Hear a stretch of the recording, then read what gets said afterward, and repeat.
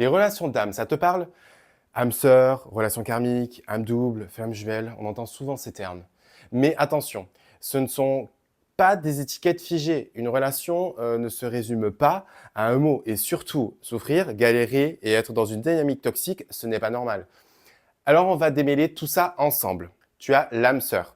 Une âme sœur, c'est une personne avec qui tu ressens une connexion immédiate et fluide. Ce n'est pas forcément amoureux. Ça peut être un ami, un membre de ta famille, quelqu'un qui te fait grandir dans la bienveillance et dans le respect.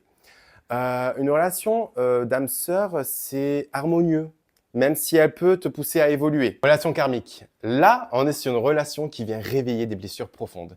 C'est une relation souvent intense qui pousse à travailler sur soi. Parfois, ça peut être difficile parce qu'il y a des schémas répétitifs, mais l'objectif, c'est d'apprendre et de se libérer de ce karma. Ce n'est pas censé durer éternellement ou être synonyme de souffrance sans fin. Âme double.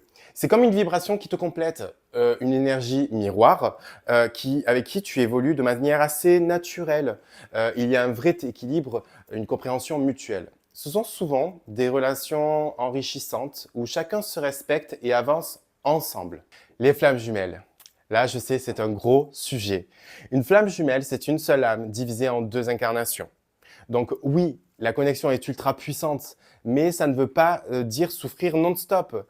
Il y a des étapes, des phases de séparation, de retrouvailles, mais le but ultime, c'est l'évolution de soi. Pas de s'accrocher à quelqu'un en dépit de tout.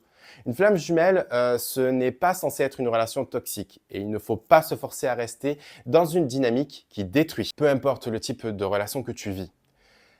Rappelle-toi d'une chose, l'amour doit être un espace de bienveillance et d'épanouissement. Ne te mets pas d'étiquette, ne t'accroche pas à un concept si ça te fait souffrir. Aime-toi, respecte-toi, et si une relation te tire vers le bas, c'est qu'il peut être temps de lâcher prise pour mieux avancer. Et n'oublie pas, l'attachement emprisonne, l'amour libère.